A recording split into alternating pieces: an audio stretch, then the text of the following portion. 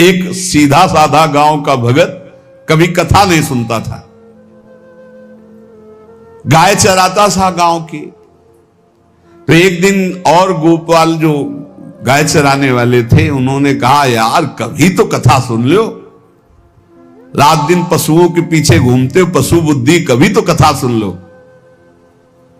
तो एक दिन सोचा दोपहर के भोजन गांव में पाएंगे जाके अपने घर में, और कथा हो रही वहीं से निकल लेंगे, जो सुन लेंगे तो सुन लेंगे। खड़े खड़े वहां चर्चा चल रही थी, जिसने मनुष्य जन्म लेकर के गुरु मंत्र नहीं लिया और नाम जब भगवान का नहीं किया, उसका जीवन मुर्दा, व्यर्थ जीवन। चला गया सुन के, और बार बार वही दिमाग में कि पंडित जी कह रहे थे गुरु मंत्र नहीं लिया और नाम जप नहीं किया तो मुर्दा जीवन। जिन हरि भगत हृदय नहीं आनी, जीवित सौ समानते प्राणी। दूसरे दिन फिर गया, कहा पंडित जी आपने कल कथा में कहा था गुरु मंत्र ले लेना चाहिए, नहीं तो जीवन मुर्दा हो जाता है, बेकार जीवन रहता है।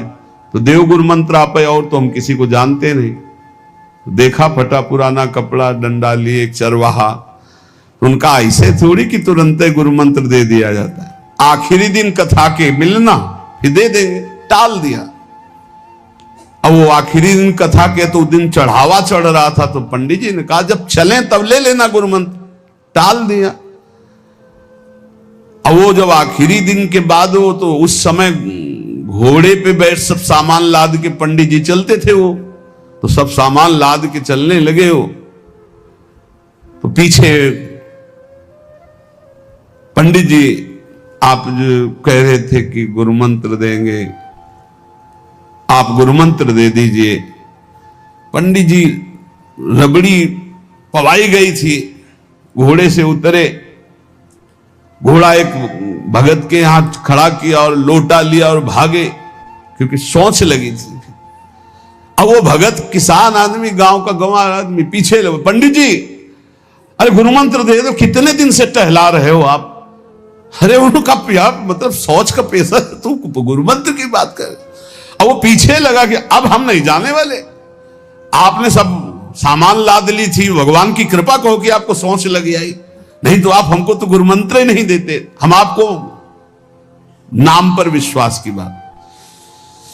पंडित जी तो दत्त गपोचन, जय गुरुदेव की जय गुरु। वो दबकाए है दत्त गपोचन, मतलब एकदम मूर्ख आदमी, तो सोच तो वो प्रणाम कर लिया, जय गुरुदेव, दत्त गपोचन, दत्त गपोचन।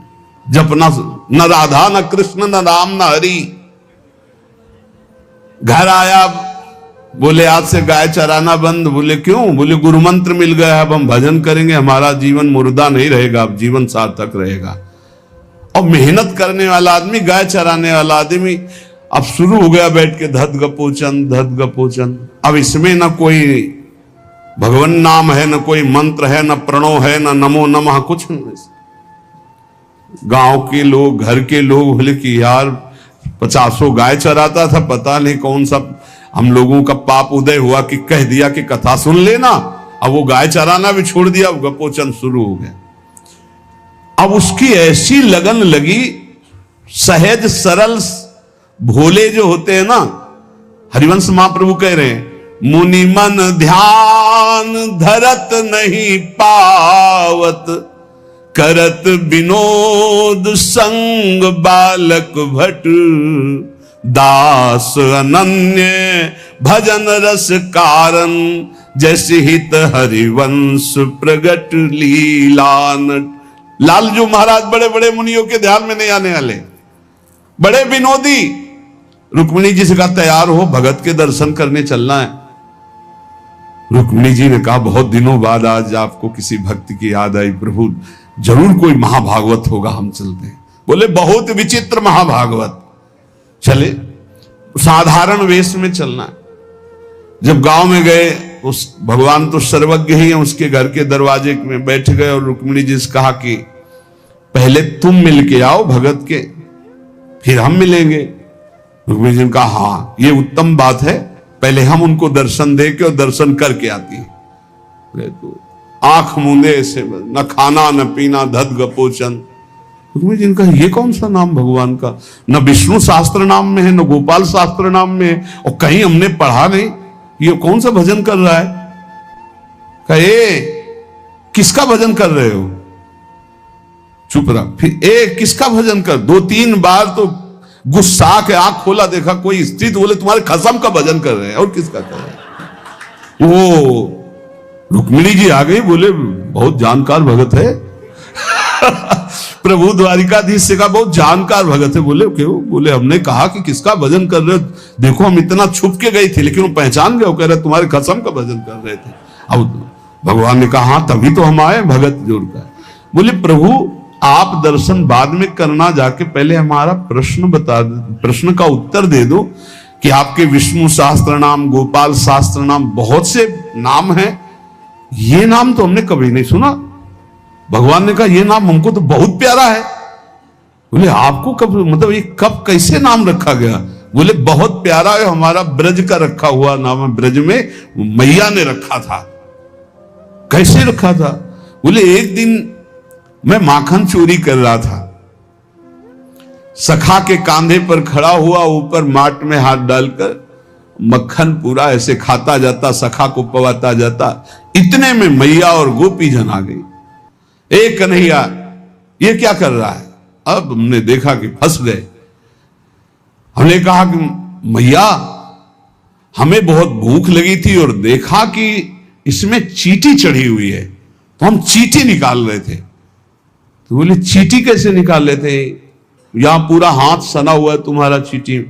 बोले अरे भैया तू बावरी, जब चींटी को ऐसे निकालने करते वो अंदर चली जाती तो खबो खबो के निकाला, इसलिए ऐसा इतना हाथ हो।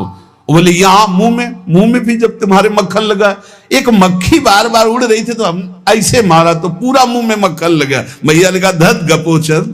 बोले ये उस समय का नाम रखा हुआ है, मेरा बाल गोविंद में जब मैया ने रखा था मक्खन चोरी के समय उस। अब आप विचार करके देखो, भगवान का साक्षात्कार गुरु वचनों पर विश्वास होने पर साधारण शब्द बोला तो भगवान तो सर्वलोक महेश्वर सर्वज्ञ, उनके सब अक्षर, जैसे हर अक्षर में आ विराजमान है, का खा गा घा आ, ऐसे ही सब अक्षरों में ब्रह्म विराजमान है। फिर राधा नाम तो स्वयं हरि जपते हैं, और राधा नाम तो परम प्रेम में है और बड़ा गुही है। विश्वास करके जब वो धदगपोचंद जपा तो रुक्मिणी और द्वारिकाधीश भगवान दर्शन देने आ गए, और तुम विश्वास करके राधा राधा जपोगे तुम्हें नहीं प्राप्त हो जाएगा। अरे यही राधा स्वयं भगवान हरि जपते हैं। इसलिए पहला जीवन का चरम लक्ष्य भगवत प्रेम, भगवत प्राप्ति। दूसरा, हमारी बुद्धि केवल विचार करे तो श्यामा श्याम के ही विषय में, किसी व्यक्ति वस्तु स्थान का अगर हमारा चिंतन हो रहा, संबंध हो रहा, तो श्यामा श्याम के संबंध से हो। जैसे गोस्वामी तुलसीदास जी कहते, नाते नेह राम के मनियत सुहृद सुसेव्य जहालो। अगर ऐसा नहीं तो फिर हर वस्तु व्यक्ति स्थान में एक आसक्ति है, वो बांध लेगी, आप श्यामा श्याम तक नहीं पहुंच पाएंगे। इसलिए बुद्धि का जरूरी है प्रिया प्रीतम में स्थित होना।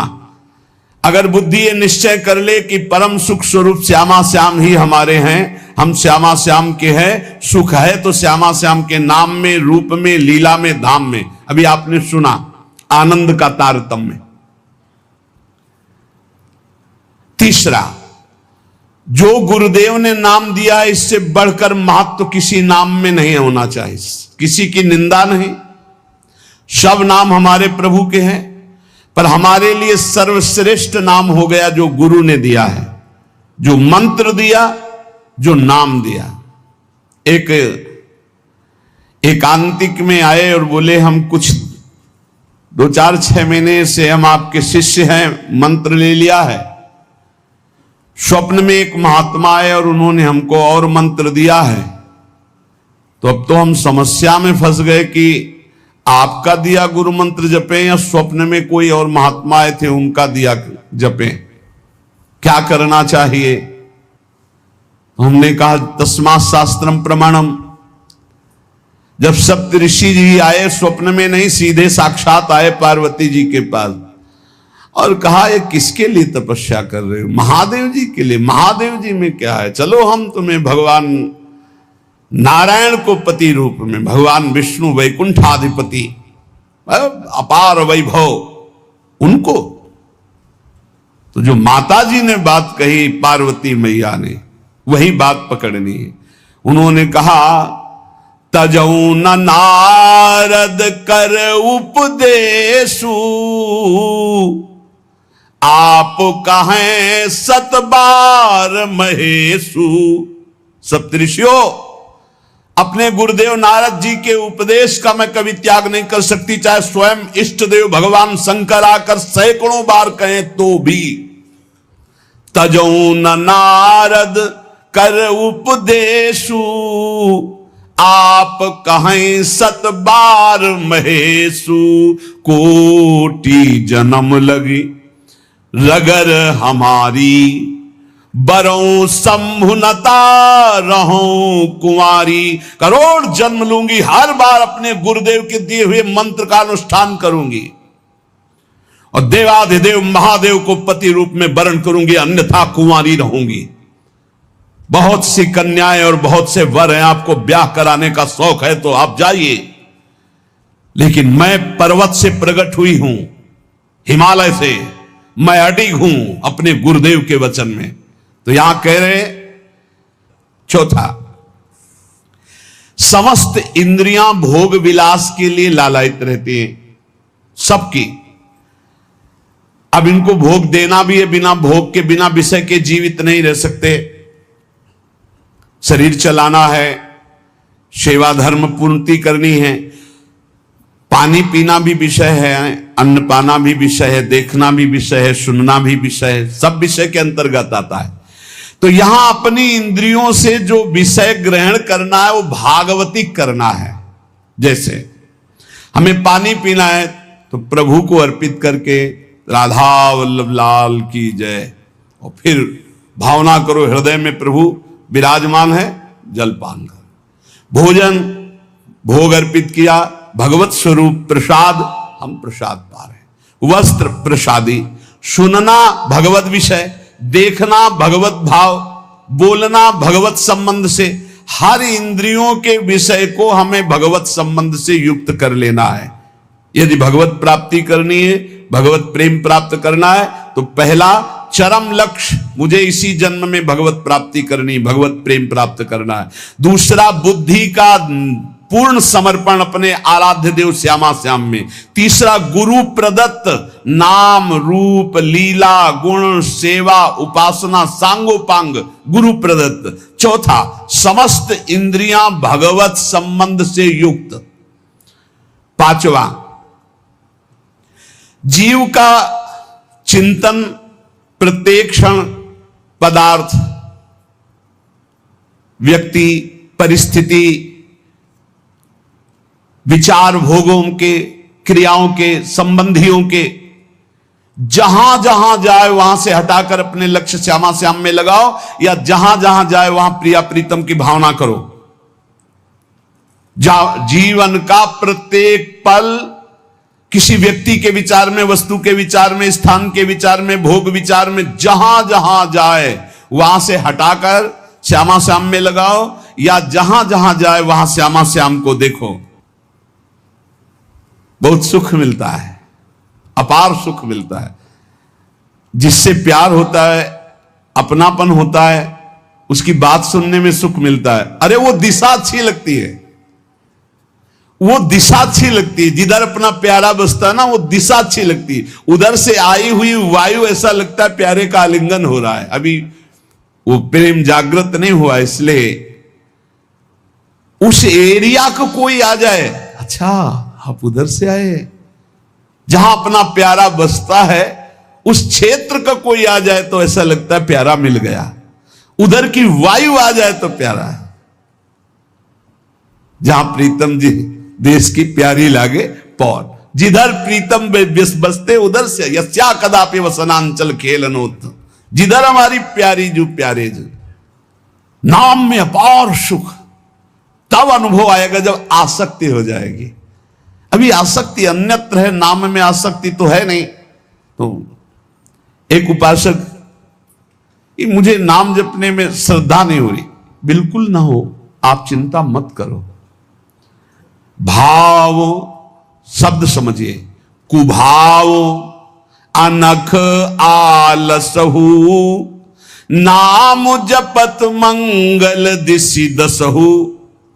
भाव से जपो, कुभाव से जपो, मन लगे या ना लगे तुम्हें फल मिलेगा, पक्का मिलेगा, मंगल दसों दिशाओं में होगा। विश्वास करके जपो तो, और एक दिन जब स्वाद लग जाएगा तब आप भी ऐसे ही बोलोगे जैसे बड़े बड़े संत महापुरुष बोलते हैं, नाम जीवन, नाम सर्वस्व, नाम ही हमारा प्राण धन। 8वां, जीवन में राग द्वेष न रह जाए। बड़ा खतरनाक है ये राग द्वेष। अगर किसी से राग है तो बड़ा सूक्ष्म होता है राग का धागा, और वो जब हमारे ऊपर संकट आएगी, विपत्ति आएगी, या तो वो धागा दिखाई देता कि अभी वो है ना।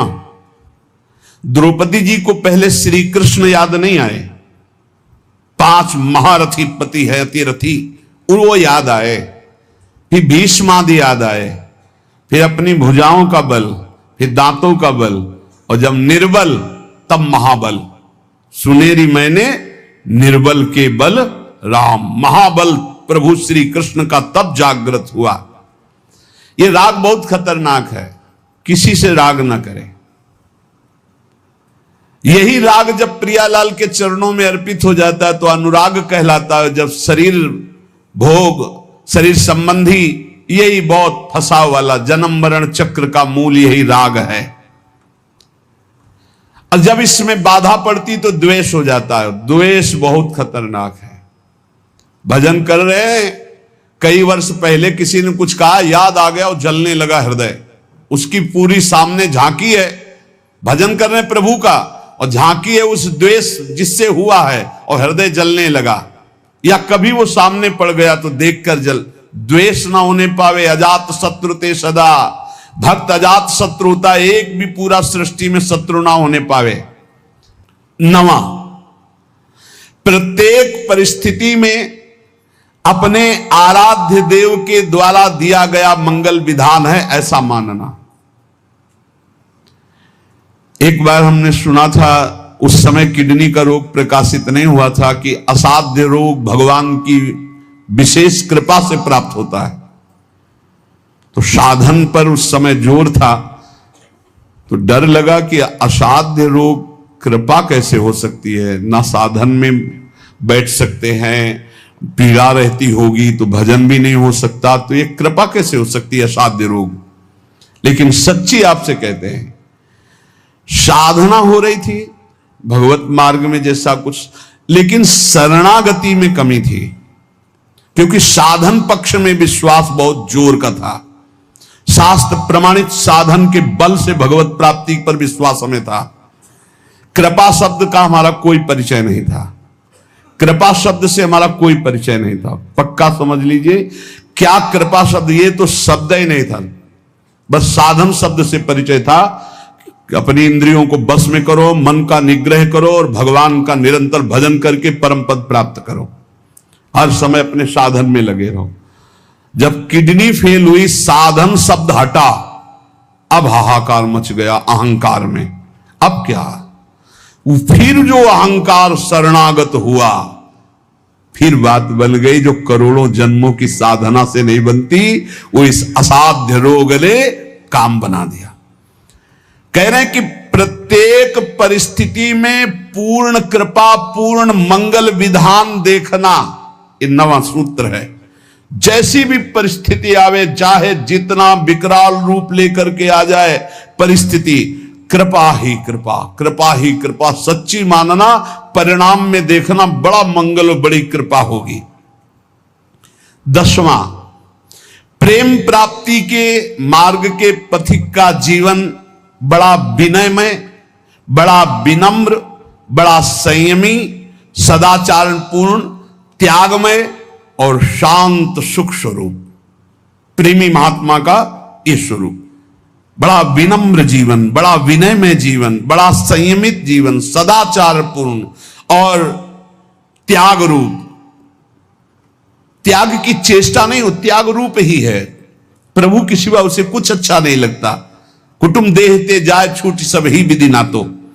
और अद्भुत शांति, अद्भुत शांति, कोई भी द्वंद आ जाए उसे अशांत नहीं कर सकता।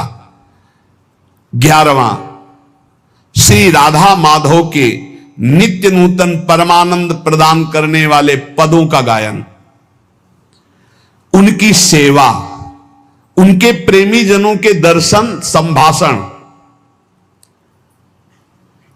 तब ऐसे प्रेमानंद की तरंगे हृदय में उछलती रहती है जिससे लीला रस में उसका प्रवेश हो जाता है, तब उसका लीला रस में प्रवेश हो जाता है।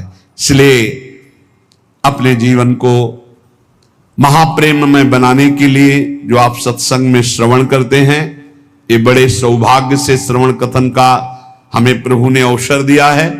हम इसे व्यर्थ न जाने दें, बार बार मनन करो। देखो भगवान की इतनी कृपा हो गई, ये यंत्र मोबाइल आदि जो है, अगर इनका सही प्रयोग करे तो ये बहुत सहायक है।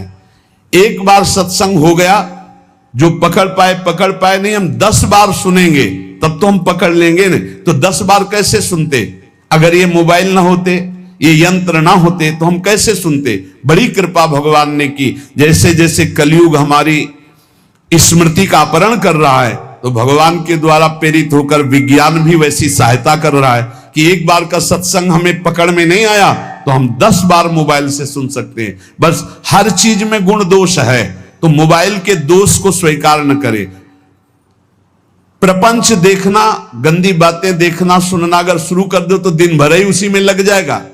मतलब की बात देखो, संत महापुरुषों के सत्संग को सुनो और उसका मनन करो, उसको अपने आचरण में उतारो और एक क्षण भी नाम से विलग न रहो। जीवन का परम लाभ। शेष चर्चा आगे। श्री राधा वल्लभ लाल की।